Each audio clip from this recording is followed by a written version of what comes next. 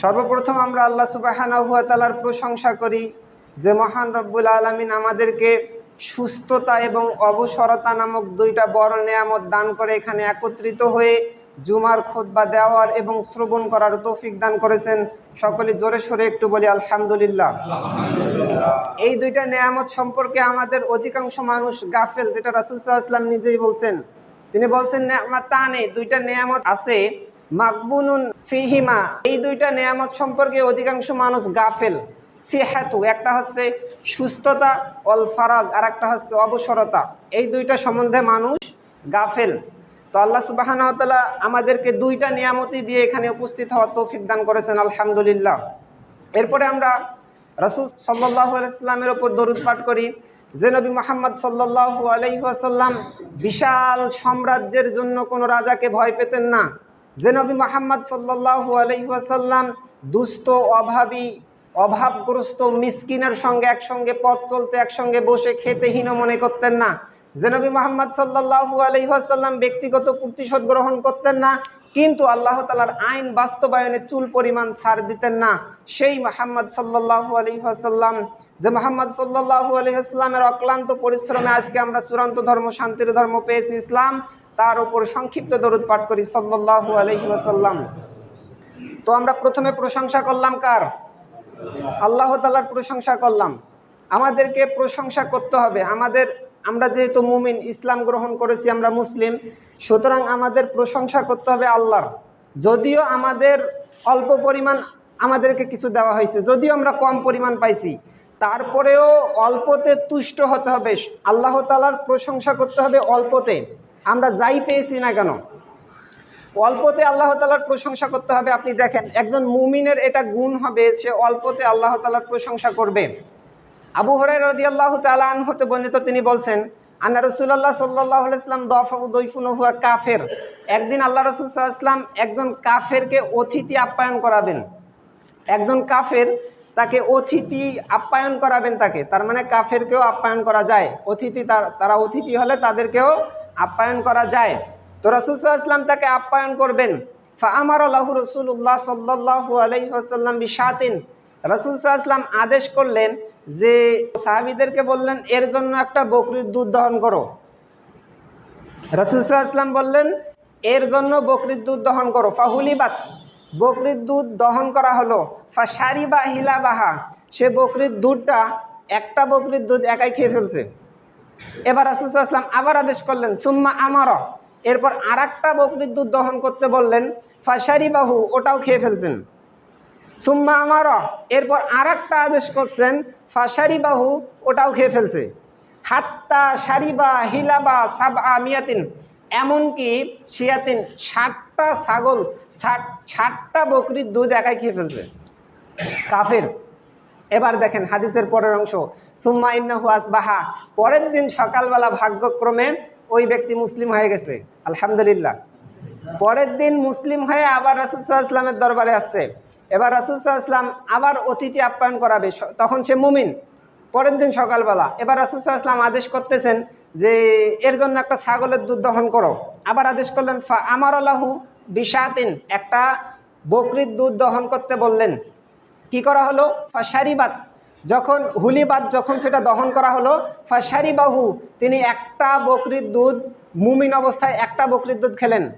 সুম্মা আমারা বিউখরা, যখন একটা বকরির দুধ খেয়ে ফেলছে, তখন রাসূল সাল্লাল্লাহু আলাইহি ওয়াসাল্লাম বলছেন যে আর একটা বকরির দুধ দহন করো, সাহাবা একরামকে বললেন।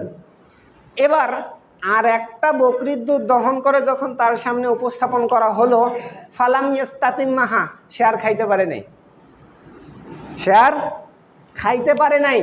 আগের দিন সে কাফের ছিল, কাফের অবস্থায় 60টা বকরির দুধ একাই খেয়ে ফেলছে। পরের দিন সে ইসলাম গ্রহণ করে মুসলিম হয়েছে, পরের দিন একটার উপরে আর খাইতে পারে না। এরপর রাসূল সাল্লাল্লাহু আলাইহি ওয়াসাল্লাম এই প্রেক্ষাপটে বললেন, আল মুমিন, একজন মুমিন ব্যক্তি, ইয়াশরাবু ফি মিয়ান ওয়াহিদ, একজন মুমিন ব্যক্তি এক পেটে খায়। অল কাফিরু ইয়াশরাবু ফি সাবআতি আমআইন, আর একজন কাফের 7 পেটে খায়। মানে একজন কাফের যদি সবগুলাও দেন, ওর ভরে না, আরো চাই বেশি লাগে। কিন্তু মুমিনের এটা স্পেশাল একটা গুণ হবে সে অল্প খেয়েই পরিতৃপ্ত, অল্প খেয়েই সন্তুষ্ট হবে, অল্পতেই সে সন্তুষ্ট হবে। এটা মুমিনদের স্পেশাল গুণ একটা হবে। আরেকটা হাদিস দেখেন, এটা সহিহ মুসলিমের হাদিস, সহিহ বুখারীর একটা হাদিস। নাফে রাহিমাহুল্লাহ একজন তাবী, তিনি বলতেছেন, তিনি আব্দুল্লাহ ইবনে উমরের গোলাম ছিলেন। তিনি বলতেছেন যে কানা আব্দুল্লাহ ইবনে উমর লা ইয়াকুলু হাত্তা ইউতাবি মিসকিনা ইয়াকুলু মাহু। আব্দুল্লাহ ইবনে উমর মানে উমর ইবনুল খাত্তাব, উমর রাদিয়াল্লাহু আনহুর ছেলে আব্দুল্লাহ ইবনে উমর, তিনি ততক্ষণ পর্যন্ত খাবার খেতেন না যতক্ষণ পর্যন্ত তার সাথে একজন মিসকিন না খেত। মানে যখনই তিনি খাবার বসতেন, আগে একজনকে মিসকিনকে ধরে নিয়ে আসা হবে, মিসকিন খাবে, তারপর তিনি সঙ্গে খাবেন। মিসকিন যতক্ষণ না তার সাথে খাবে ততক্ষণ তিনি খেতেন না। তো নাফে বলতেছে ফাদখালতু রুজুলান, আমি একজন ব্যক্তিকে ধরে নিয়ে তার কাছে আসলাম, ইয়াকুলু মাহু, যাতে তার সাথে খেতে পারে, ধরে নিয়ে আসলাম। তো যখন আসলেন তিনি আব্দুল্লাহ ইবনে উমর এবার দেখলেন ওনার খাবার সঙ্গে বসালেন একসঙ্গে।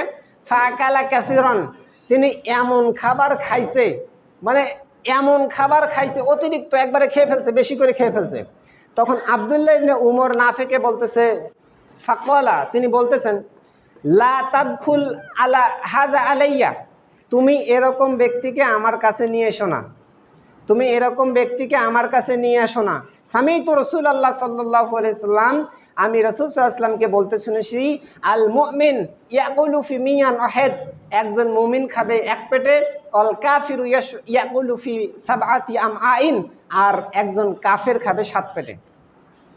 তাহলে মুমিনের গুণ হবে তারা অল্পতেই পরিতুষ্ট হবে, অল্পতেই তৃপ্তি হবে, অল্পতেই আল্লাহ শুকরিয়া করবে। আল্লাহ তাআলা এই যে আমাদেরকে কত নেয়ামত দিয়েছেন, আমাদের সমস্যা হলো আমরা সুখী নই, আমরা সুখী নই, কারোর মধ্যে সুখ নেই। এটার 1 নম্বর কারণ হলো আমরা শুকরিয়া করতে জানি না। যদি আমরা শুকরিয়া করতে জানতাম তাহলে ভাই এত কিন্তু আমাদের অসুখী থাকার কথা না, সুখে থাকতাম। যা পেয়েছি, আল্লাহ যা দিয়েছেন তাতেই সন্তুষ্ট, আলহামদুলিল্লাহ, মানসিকভাবে সন্তুষ্ট, মুখে আলহামদুলিল্লাহ। এভাবে যদি আমরা শুকরিয়া আদায় করতে পারি, দেখবেন যে আমরা সুখী হয়ে গেছি। এই দেখেন, আপনাকে বলি, আপনি দেখতেছেন যে ওই 2 তলা একটা বাড়ি, একটা মানুষ 2 তলা বাড়ি, ও খুব সুখে আছে, এটা আপনি ভাবতেছেন সুখে আছে। এবার একটা কথা দেখেন, আমার দুঃখ আছে, প্রত্যেকটা মানুষের দুঃখ আছে না? আপনারও আছে, আমারও আছে। তো আমাকে একটা কাগজ দিবেন যে ভাই তুমি তোমার দুঃখগুলো লেখো। আমি লেখা শুরু করলাম, 1 পেজ হলো আমার দুঃখ। আপনাকে দিলাম, ভাই আপনিও লেখেন, তো আপনারও 1 পেজ হবে। মজার কথা হলো, আপনি যেটা ভাবতেছেন ওই 2 তলা বাড়িতে সুখে আছে, ওকে যদি কাগজ দেন ওর 2 পাতা দুঃখ হবে। দেখা যাচ্ছে ও সুখে আছে, কিন্তু ওর ভিতরে ওর দুঃখ বেশি, ওর কষ্ট বেশি। বাস্তবতা এটা, আমি মিথ্যা বলতেছি না, এটা বাস্তবতা এটাই। তাহলে আমরা ভাবতেছি মনে হয় ও সুখে আছে, কিন্তু ভাই কেউ সুখে নেই, সবারই কিছু না কিছু দুঃখ কষ্ট, ওটা জীবন। রাসূল সাল্লাল্লাহু আলাইহি ওয়াসাল্লামের সিরাত পড়েন, পুরা জীবনে দেখবেন উত্থান পতন, এই দুঃখ, এই কষ্ট, এই আবার সফলতা, বদরে সফলতা পাইলেন, উহুদে আবার মাইর খাইলেন, দাঁত ভাঙলেন, এই দুঃখ, এই কষ্ট, এই যে 4th হিজরিতে রাজিতে 10 জন সাহাবীকে হারাইলেন, বীরে মাওনায় 70 জন সাহাবীকে হারাইলেন, মানে এভাবে দুঃখ কষ্ট পুরা জীবনটা। 7টা সন্তান ছিল রাসূল সাল্লাল্লাহু আলাইহি ওয়াসাল্লামের। কয়টা? 7টার মধ্যে 6টাই মারা গেছে নিজের জীবন দশায়। একজন শুধু বেঁচে ছিলেন, ফাতেমা রাদিয়াল্লাহু তাআলা আনহা, শুধু একজন বেঁচে ছিলেন। 6টা বাচ্চাই মরে গেছে নিজের জীবনে, নিজ হাতে কবর দিয়েছেন 6টা বাচ্চাকে। কি ভাবছেন? প্রত্যেকটা মানুষের জীবনে দুঃখ কষ্ট আছে, আমারও আছে, আপনারও আছে। সুতরাং আমরা যা পেয়েছি আল্লাহর কাছে আমরা শুকরিয়া করব, আলহামদুলিল্লাহ।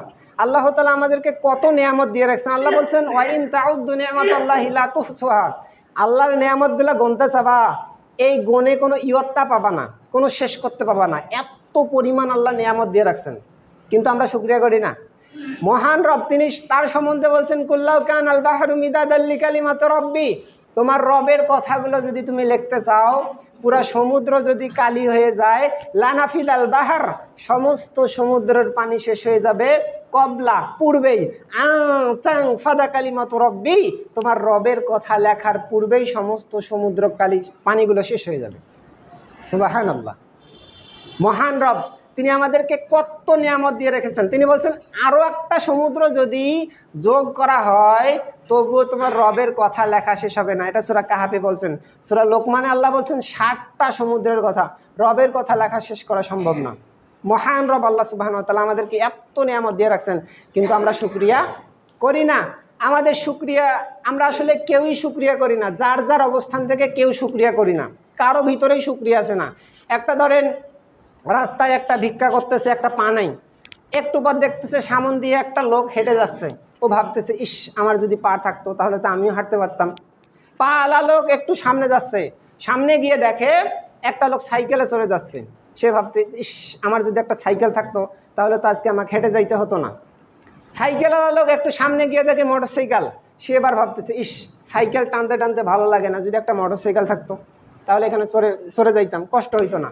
মোটরসাইকেলওয়ালা লোক একটু সামনে গিয়ে দেখতেছে একটা 4 চাকার গাড়ি, কার, সে এখন ভাবতেছে ইস এই রোদের মধ্যে মোটরসাইকেল চালাতে ভালো লাগে না, একটা যদি কার থাকতো। কারওয়ালা সামনে গিয়ে ভাবতেছে, উপরে দেখতেছে একটা পার্সোনাল হেলিকপ্টার, সে ভাবতেছে ইস এই কার জ্যাম অনেক, এগুলো ভালো লাগে না, যদি একটা হেলিকপ্টার থাকতো। হেলিকপ্টার আবার ভাবতেছে ইস আমার যদি একটা জেট প্লেন, একটা স্বর্ণের প্লেন থাকতো পার্সোনাল। এভাবে কেউ কারো স্থান থেকে সুখী নই, মানে আমরা শুকরিয়া করি না। এই শুকরিয়া না করার কারণে আমরা সুখী নই। এটাই হচ্ছে মূল মন্ত্র। সুখে থাকার মূল মন্ত্র কি? টাকা পয়সা লাগবে না সুখে থাকতে। সুখে থাকতে আপনার টাকা পয়সা লাগবে না, বাড়ি গাড়ি এগুলো লাগবে না। সুখে থাকার জন্য কি? আন্তরিকভাবে একটু শুকরিয়া করব, তাতেই আমরা সুখী হয়ে যাব। রাসূল সাল্লাল্লাহু আলাইহি ওয়াসাল্লাম কীভাবে শুকরিয়া করতেন জানেন? মুগীরা ইবনে শুবা বলতেছেন, কমান নবী সাল্লাল্লাহু আলাইহি ওয়াসাল্লাম হাত্তা তাওয়াররামাত কদামাহু। রাসূল সাল্লাল্লাহু আলাইহি ওয়াসাল্লাম রাত্রিবেলায় এতক্ষণ ধরে সালাত আদায় করতেন, এতক্ষণ ধরে সালাত আদায় করতেন, তার পাগুলো ফুলে টানটানা হয়ে যেত, মানে ফুলে ফুলে যেত, এরকম হয়ে যেত, ফুলে যেত। তাকে জিজ্ঞাসা করা হচ্ছে কি লালাহু, বলা হচ্ছে ইয়া রাসূলুল্লাহ গাফারাল্লাহু লাকা মা তাকাদ্দামা মিন যানবিকা ওয়া মা তাআখারা, আপনার আগের পরে সব পাপ আল্লাহ মাফ করে দিয়েছে, আপনার তো প্রয়োজন নেই এতক্ষণ সালাত আদায় করার, কি প্রয়োজন কি? রসুল বলছে আফালা কোনো আবদান শাকুরা, আমি কি আল্লাহ শুকরিয়াকারী বান্দা হব না? তাহলে আল্লাহ শুকরিয়া করতেছেন রাত্রিতে দাঁড়িয়ে দাঁড়িয়ে সালাত আদায় করতে। তাহলে আপনি ভাবিয়েন না শুধু মুখ দিয়ে আলহামদুলিল্লাহ বলা এটা শুকরিয়া না।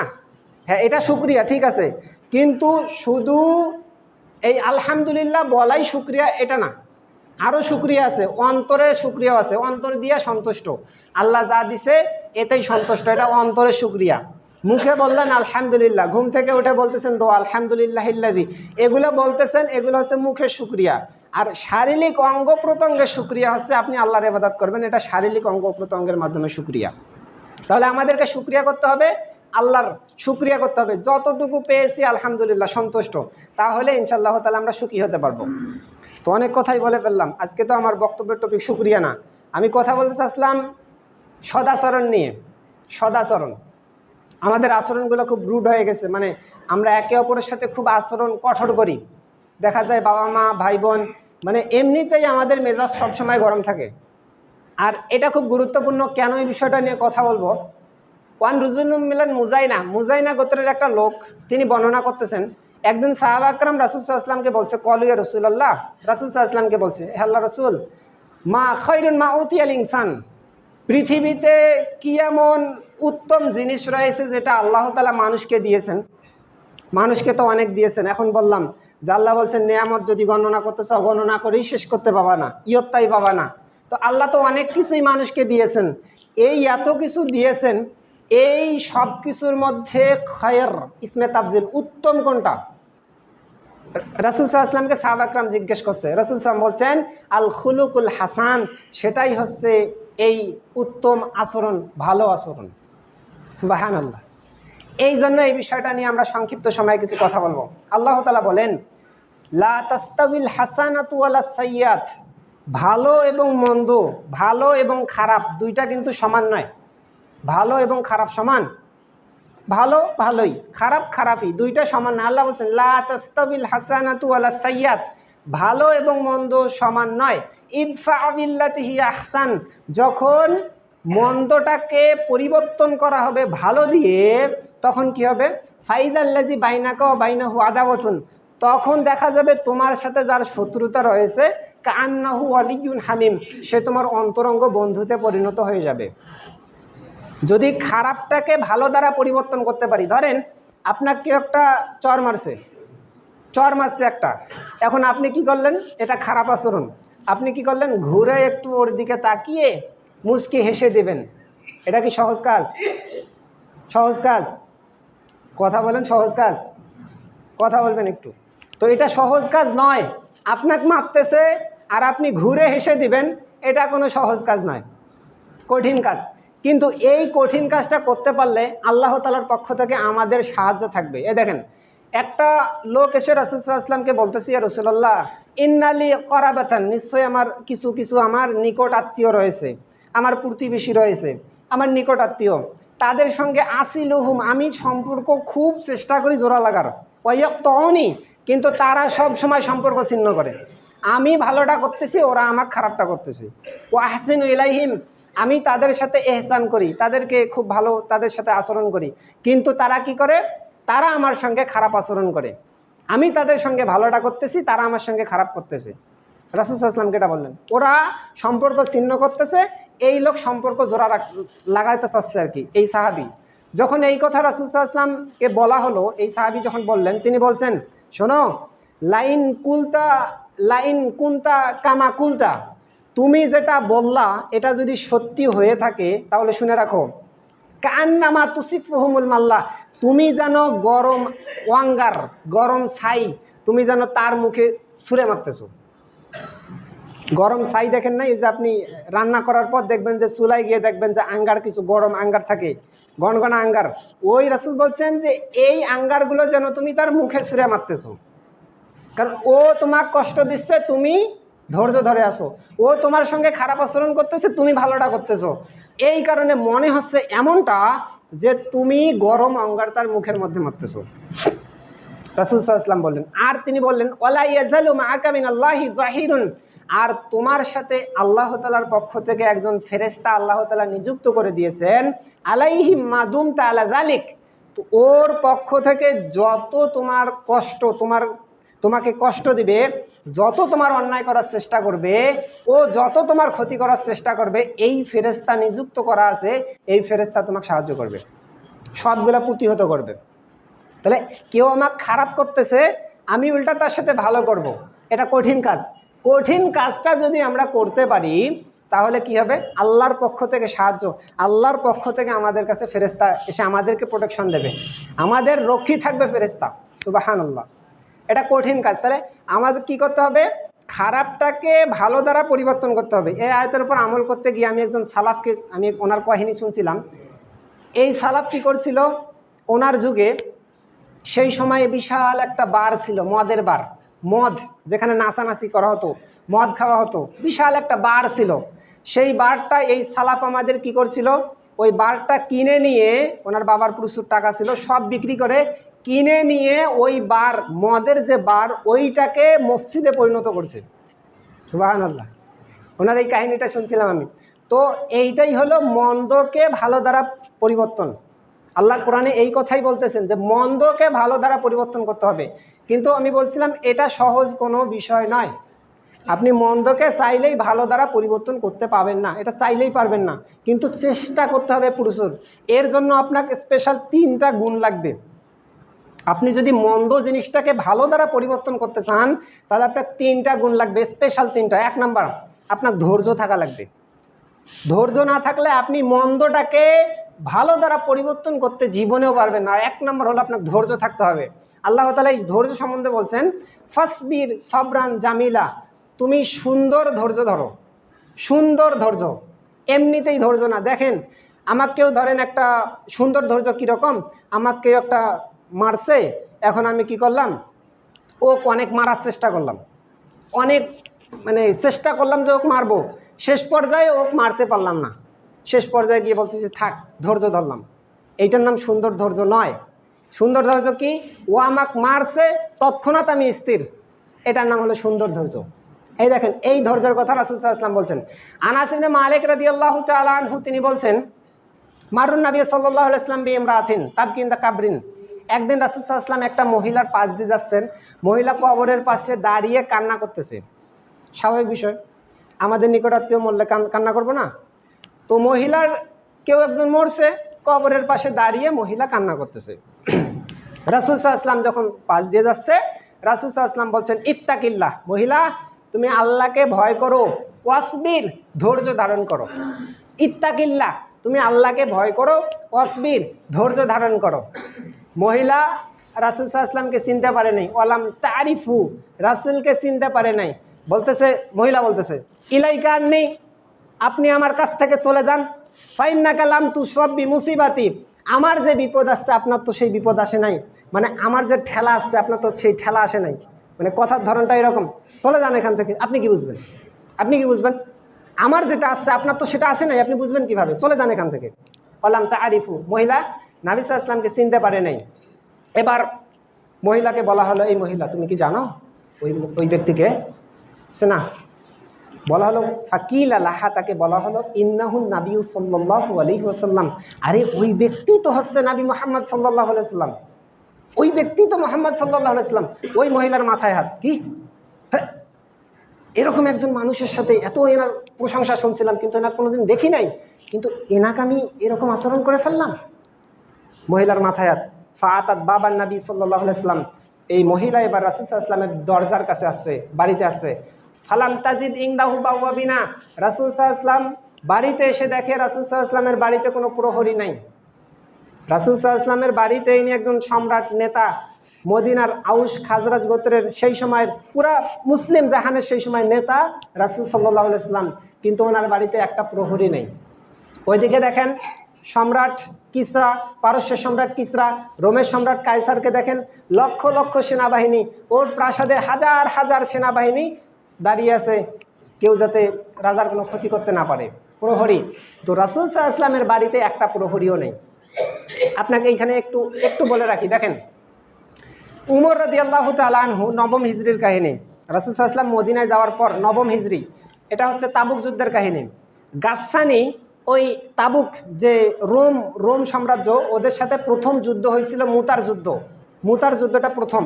তারপর ওরা সৈন্য রেডি করছে যে আমরা মদিনাতে অ্যাটাক করব, মুসলিমদেরকে অ্যাটাক করব। তো ওরা কোনো মতনে রাসূল সাল্লাল্লাহু আলাইহি ওয়াসাল্লাম এই খবরটা পাইছে যে রোমের সেনাবাহিনীরা আমাদের মদিনাতে অ্যাটাক করতে আসতেছে। সবাই ভয় ভীতি নিয়ে একবারে দিনাতিপাত করতেছে। উমর রাদিয়াল্লাহু তাআলা আনহুর মতো দেখেন একজন সাহাবীর ভয়টা কেমন ছিল। তিনি বলছেন, আমি একদিন এশার নামাজের পর ঘুমিয়ে গেলাম। তো আমার একটা বন্ধু ছিল, যে আমরা দুইজনে প্রতিবেশী। তো উনি রাসূল সাল্লাল্লাহু আলাইহি ওয়াসাল্লামের কাছে যখন থাকতেন আমি থাকতাম না, আমি যখন থাকতাম উনি থাকতেন না।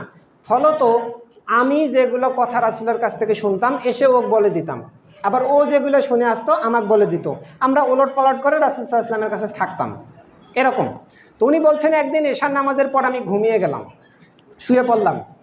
তো হঠাৎ করে দরজা, আমার বন্ধু দরজাতে কড়া নাড়তেছে আর বলতেছে, ইফতাহ ইফতাহ, আরে খুলুন, দরজা খুলুন, দরজা খুলুন। উমর রাদিয়াল্লাহু ভয় হয়ে গেছে, চট করে বিছানা থেকে উঠে বলছে যা আল গাসসানিও, আরে গাসসানিরা কি এসে গেছে নাকি? শত্রুরা এসে গেছে? রোমের ওই সেনাবাহিনীদের কথা বলছে, তারা কি এসে গেছে নাকি? বলতেছে, আরে না না, এর থেকেও কঠিন বিষয় হয়ে গেছে, এর থেকেও জটিল বিষয় হয়েছে। কি হয়েছে? রাসূল সাল্লাল্লাহু আলাইহি ওয়াসাল্লাম সব স্ত্রীকে তালাক দিছে, সব স্ত্রীকে তালাক দিছে। উমর রাদিয়াল্লাহু আনহুর নিজের মেয়ে হচ্ছে হাফসা, এই মেয়ে রাসূল সাল্লাল্লাহু আলাইহি ওয়াসাল্লামের স্ত্রী ছিল। উমর রাদিয়াল্লাহু মেয়ে রাসূল সাল্লাল্লাহু আলাইহি ওয়াসাল্লামের স্ত্রী। এনার তো মাথা গরম হয়ে গেছে, মেয়ের বাড়িতে গেছে। তারপর রাসূল সাল্লাল্লাহু আলাইহি ওয়াসাল্লামের ঘরে গেলেন, গিয়ে এবার অনুমতি চাচ্ছেন ভিতরে আসার জন্য। ভিতরে যখন গেলেন, রাসূল সাল্লাল্লাহু আলাইহি ওয়াসাল্লাম ভিতরে আসলেন, এসে দেখে, মানে উমর রাদিয়াল্লাহু আনহু ভেতরে আসলেন, এসে দেখে রাসূল সাল্লাল্লাহু আলাইহি ওয়াসাল্লাম একটা চাটাইয়ের ওপর শুয়েছিলেন, একটা চাটাই ওর ওপর শুয়েছিলেন, মাঝখানে কোনো বিছানি টিছানি কিছু ছিল না। উনি দেখলেন রাসূল সাল্লাল্লাহু আলাইহি ওয়াসাল্লাম উঠে বসলেন, ওনার পিঠের এই দিক দিয়ে দাগ পড়ে গেছে। উমর রাদিয়াল্লাহু আনহু কান্না শুরু করলেন। উমর রাদিয়াল্লাহু বলছেন, ইয়া রাসূলুল্লাহ, ওই যে কিসরার দিকে তাকান, পারস্যের দিকে তাকান, তারা দেখেন যে কি রকম অবস্থায়, তারা কত কত মান সম্মানে, কত ধনাঢ্যভাবে তারা জীবনযাপন করতেছে। আল্লাহ রাসূল চাইলে কি পারতেন না? হেনাইনের যুদ্ধে দেখেন 24,000 উট গনিমত পাইছেন, 40,000 বকরি গনিমত হিসাবে পাইছেন, লক্ষ লক্ষ দিরহাম তিনি গনিমত হিসাবে পাইছেন। তিনি চাইলে নিজের জন্য রাখতে পারতেন না? তিনি নিজের জন্য রাখতেন, রাজার হালে তিনি চলতে পারতেন, তিনি রাখেন নাই। এই হলো আমাদের নবী সাল্লাল্লাহু আলাইহি ওয়াসাল্লাম, তিনি রাখেন নাই। এবার উমর রাদিয়াল্লাহু আনহু এসে দেখতেছেন যে তার পিঠের মধ্যে বসে গেছে, দাগ বসে গেছে। রসুলকে বলতেছেন, ইয়া রাসূলুল্লাহ, কিসরা কায়সারের দিকে তাকান, রোমের সম্রাট, তারপর আপনার পারস্যের সম্রাটের দিকে তাকান, তারা দেখেন যে কত শান শওকতে, কত সম্মানের, কত জাঁকজমকপূর্ণ জীবনযাপন করতেছে, আর আপনি আল্লাহর রসুল, আপনি আল্লাহর রসুল এই অবস্থায় আছেন। রাসূল সাল্লাল্লাহু আলাইহি ওয়াসাল্লাম বলছেন, উমর, তুমি কি এটা পছন্দ করো না যে তারা দুনিয়া পাক আর আমরা আখিরাত পাই? তুমি কি এটা পছন্দ করো না তারা দুনিয়া পাক আর আমরা আখিরাত পাই? রাসূল সাল্লাল্লাহু আলাইহি ওয়াসাল্লামের উত্তর দেখেন, দুনিয়াতে তিনি শান শওকত কোনো ভোগ বিলাসিতার সঙ্গে তিনি দুনিয়াতে থাকেন নাই, দুনিয়াতে কাটান নাই, এভাবে চলতেন। ওই মহিলা এবার আসছেন রাসূল সাল্লাল্লাহু আলাইহি ওয়াসাল্লামের বাড়িতে, এসে বলতেছেন, দেখতেছেন যে রাসূল সাল্লাল্লাহু আলাইহি ওয়াসাল্লামের বাড়িতে কোনো প্রহরী নাই। এবার যখন রাসূল সাল্লাল্লাহু আলাইহি ওয়াসাল্লাম বের হয়েছে, বলতেছেন, ইয়া রাসূলুল্লাহ, লাম আরিফকা, আমি তো আপনাকে চিনতে পারি নাই, আপনার সঙ্গে আমি খারাপ ব্যবহার করছি, আমি আপনাকে চিনতে পারি নাই। রাসূল সাল্লাল্লাহু আলাইহি ওয়াসাল্লাম বলছেন, আরে শোনো, ইন্নামাস সাবরু ইনদা সাদমাতিল উলা, সবর, ধৈর্য হচ্ছে সেটাই যেটা প্রথমে ধরা হয়। তুমি এখন ধৈর্য ধরলে হবে, তোমাকে যখন আমি কথাটা বলছিলাম তখনই ধৈর্য ধরতা, এখন ধৈর্য ধরলে হবে, এখন বললে হবে। ধৈর্য হচ্ছে সেটাই যেটা প্রথমে ধরা হয়। তাহলে আপনাকে কেউ একটা ঠাস করে লাগিয়ে দিছে, এখন আপনি কি করবেন? এখন অনেক চেষ্টা করলেন নখ মারার জন্য, শেষ পর্যায়ে গিয়ে পাইলেন না, বললাম যে ধৈর্য ধরলাম, এটা সুন্দর ধৈর্য নয়। সুন্দর ধৈর্য কোনটা? যেটা প্রথমেই ধরা হবে, এইটা হলো সুন্দর ধৈর্য। এই ধৈর্য সম্বন্ধে আল্লাহ তাআলা বলেন হাদিসে কুদসি, আবু উমামা রাদিয়াল্লাহু তাআলা আনহু ক্বালা রাসূলুল্লাহ সাল্লাল্লাহু আলাইহি ওয়াসাল্লাম, রাসূল সাল্লাল্লাহু আলাইহি ওয়াসাল্লাম বলেন, ক্বালা সুবহানাহু ওয়া তাআলা, আল্লাহ সুবহানাহু ওয়া তাআলা বলেন, ইবনে আদম, হে আদম সন্তান, ইন সাবাতা হাত্তা সাবদা ইনদা সাদমাতিল উলা, তুমি যদি বিপদের শুরুতে ধৈর্য ধারণ করতে পারো, লাম আরদালাকা সাওবান দুনাল জান্নাহ, তোমার জন্য কোনো সওয়াব আমি দেব না, তোমার জন্য কোনো প্রতিদান দেব না, একমাত্র জান্নাত ছাড়া। জান্নাত ডাইরেক্ট ঢুকে দেবেন যদি বিপদের শুরুতে ধৈর্য ধরতে হয়, যদি কেউ পারে। এটা হলো 1 নাম্বার। তাহলে আমরা বলছিলাম যে খারাপ জিনিসকে যদি ভালো দ্বারা পরিবর্তন করতে চাই, যদি আমরা একটা খারাপ কেউ করছে আমি ভালোটা দ্বারা পরিবর্তন করতে চাই, তাহলে 1 নাম্বার যে গুণটা লাগবে সেটা হলো আমার ধৈর্য থাকতে হবে। ধৈর্য না থাকলে আমার দ্বারা সম্ভব না যে আমি খারাপ কেউ করলো আর আমি পরিবর্তন করব ভালো দিয়ে, এটা সম্ভব না। 1 নাম্বার হলো ধৈর্য থাকতে হবে। 2 নাম্বার মানুষকে ক্ষমা করার গুণ থাকতে হবে।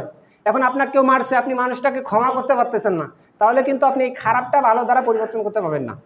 তাহলে 2 নাম্বার যেটা গুণ লাগবে সেটা হলো মানুষকে ক্ষমা করার গুণ থাকতে হবে। আল্লাহ তাআলা বলেন, ওয়াল আফিনা আনিন নাস, মুত্তাকিদের গুণ বর্ণনা করছেন। উইদ্দাত লিল মুত্তাকিন, জান্নাত সম্বন্ধে বলেন, জান্নাতটা রেডি করা আছে মুত্তাকিদের জন্য। মুত্তাকি কারা? এরা হচ্ছে মুত্তাকি। এরা কারা? আল্লাহ বলছেন, ওয়াল আফিনা আনিন নাস, যারা মানুষকে ক্ষমা করে, এরা হচ্ছে মুত্তাকি। মুত্তাকিদের একটা গুণ বলছে, যারা মানুষকে ক্ষমা করে। মানুষের প্রতি বিদ্বেষ, মানুষের প্রতি হিংসা বিদ্বেষ, এটা রাখা যায় না। এই দেখেন একটা হাদিস বলি, আপনার সংক্ষেপে বলি, সময় খুব শর্টকাট।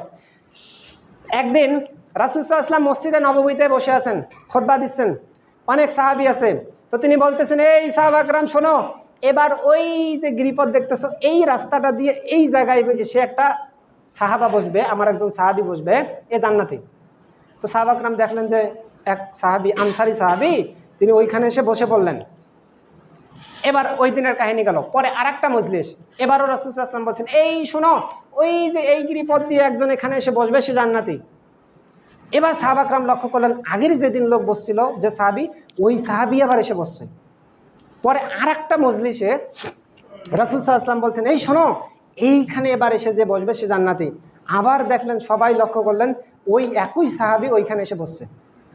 আব্দুল্লাহ ইবনে আমর ইবনুল আস বলতেছে, ব্যাপারটা কি? এর কি এমন আমল আছে আমাকে খুঁজতে হবে, কি এমন আমল আছে আমাকে খুঁজতে হবে।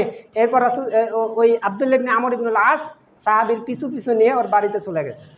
বাড়িতে গিয়ে বলতেছে, ভাই, আমার বাবার সাথে ঝগড়া হয়েছে, মানে ঝগড়া বলছে একটু হয়েছে, আমি কসম করছি 3 দিন আমার বাবার সাথে থাকবো না, আপনার বাড়িতে কি থাকা যাবে? মানে কৌশল করতেছেন। তো বলছে, ঠিক আছে, কোনো সমস্যা নেই, থাকেন। এবার 3 দিন থাকার পর তিনি বলতেছেন, আমি রাত্রিবেলায় দিনের বেলায় তাকে লক্ষ্য করলাম, কোনো আমল নাই, মানে বিশেষ কোনো আমল নাই, এমনি আমাদের সাধারণের মতো নামাজ কালাম পড়ে, এমনিতেই আমরা যা করি তাই করে। তো ওনাকে যে জান্নাতি বললেন, বিশেষ কোনো কারণ তো থাকার কথা, কিন্তু কোনো কারণ পাচ্ছি না। রাত্রিতে তাহাজ্জুদও পড়ে না, কি ব্যাপার? তিনি বলছেন, রাত্রিতে তাহাজ্জুদও পড়ে না, উঠেও না, কি ব্যাপার? শুধু একটা আমল পাইলাম, যখন তিনি শুতেন পার্শ্ব পরিবর্তন করতেন, একদিক থেকে আরেক দিক ঘুরতেন, তখন তিনি আল্লাহর জিকির করতেন। এতটুকু আমল শুধু পাইলাম, এইটুকু শুধু। তো আমি 3 দিন যাওয়ার পরও জিজ্ঞেস করলাম, যখন বাড়িতে চলে আসবো, জিজ্ঞেস করলাম যে, ভাই, আপনার তো রাসূল সাল্লাল্লাহু আলাইহি ওয়াসাল্লাম আপনার 3 দিন বলছে জান্নাতি, কিন্তু আপনার তো কোনো আমল পাইলাম না, আপনার কোনো আমল পাইলাম না। তখন ওই ব্যক্তি বলতেছে, শোনো আমার তেমন কোনো আমল নাই, তবে আমার একটা আমল আমি মনে করি এটা আমার বিশেষ, সেটা হলো আমি কোনো মুসলিমের সঙ্গে বিদ্বেষ রাখি না, কোনো মুসলিমের সঙ্গে শত্রুতা রাখি না, কোনো মুসলিমের সঙ্গে বিদ্বেষ রাখি না। তিনি বলছেন আর একটা কথা, যখন আল্লাহ তাআলা কাউকে নেয়ামত দেন, তো যখন কোনো ভালো কিছু দেন তখন আমি হিংসা করি না। আমাদের সমাজে কি একজনের ভালো কিছু হইলে ধ্বংস কামনা করি, মনে হয় যে নিজের ভিতরে একটা হিংসা ভাব তৈরি হচ্ছে। সময় হয়ে গেছে না? একটা হাদিস বলে শেষ করবো ইনশাল্লাহ, লম্বা আলোচনা, এগুলো প্রায় 2 ঘন্টার আলোচনা হয় না, এখন শেষ হবে না। যাই হোক, বলছিলাম রাসূল সাল্লাল্লাহু আলাইহি ওয়াসাল্লামের এই সাহাবীটাকে দেখেন, তার মধ্যে হিংসা বিদ্বেষ ছিল না, মানুষকে ক্ষমা করার গুণ, মানুষকে ক্ষমা করতে হবে আমাদেরকে, মানুষকে ক্ষমা কিভাবে করতে হবে এই দেখেন, একটা হাদিস বলতেছি, এইটাই শেষ। আনাস রাদিয়াল্লাহু আনহু বলছেন, কুনতু আমশি মা নবী সাল্লাল্লাহু আলাইহি ওয়াসাল্লাম, আমি একদিন রাসূল সাল্লাল্লাহু আলাইহি ওয়াসাল্লামের সঙ্গে হাঁটতেছি, ওনার সঙ্গে হাঁটতেছি, তো হাঁটতে হাঁটতে দুজনে হাঁটতেছি, ও আলাইহি বুরদুন নাজরানিউন গলিজুল হাসিয়া, তার ঘাড়ে ছিল, কাঁধে ছিল একটা নাজরানি, একটা চাদর তার কাঁধে ছিল, মোটা একটা চাদর তার কাঁধে ছিল। তো তিনি বলছেন চাদরটা যখন কাঁধে ছিল, একটা নাজরানি চাদর, হঠাৎ করে ফা আদ্রাকহু আরাবিউন, একজন গ্রাম্য ব্যক্তি, বেদুইন, বোঝে না, তেমন কিছু শিক্ষা নাই, সে কি করছে, ওই গ্রাম্য ব্যক্তিটা রাসূল সাল্লাল্লাহু আলাইহি ওয়াসাল্লামের দেখা পাইছে, এবার কি করছে, ফাজাজাবাহু জাজবাতান শাদিদাতান, রাসূল সাল্লাল্লাহু আলাইহি ওয়াসাল্লামের চাদরের নিচটা ধরে এমন জোরে একটা টান দিছেন, হাত্তা নাজারতু ইলা সফহাতি আতিকিন নবী সাল্লাল্লাহু আলাইহি ওয়াসাল্লাম কদ আসসারাত বিহি খাশিয়াতুর রিদাই মিন শিদ্দাতি, আমি দেখলাম রাসূল সাল্লাল্লাহু আলাইহি ওয়াসাল্লামের ওই এমন জোরে টান দিছে, চাদরের এই টানার কারণে তার কাঁধে একটা বড় বড় দাগ হয়ে গেছে, ফুলে গেছে, আমি দেখলাম ফুলে গেছে। আমি হাদিসটা কয়েকটা কিতাবে দেখলাম, একটা জয়ীফ, এটা বুখারীর বর্ণনা, জয়ীফ একটা হাদিসে দেখলাম রাসূল সাল্লাল্লাহু আলাইহি ওয়াসাল্লামের এই দিক দিয়ে রক্ত বের হয়ে গেছে, জয়ীফটা বলতেছি না, বুখারীর বর্ণনাটাই বলছি। তো রাসূল সাল্লাল্লাহু আলাইহি ওয়াসাল্লাম উনি বলতেছেন যে আমি দেখলাম তার কাঁধের মধ্যে ওই দাগটার কারণে দাগ হয়ে গেছে। এবার লোকটা বলতেছে, মুরলি মিন মালিল্লাহিল্লাযী ইনদাকা, আপনার কাছে সম্পদ আছে না, ওই যে গনিমত পাইছেন, গনিমত যুদ্ধ থেকে যেগুলো পাওয়া হয় পাইছেন, ওগুলো থেকে আমাকে দিতে বলেন।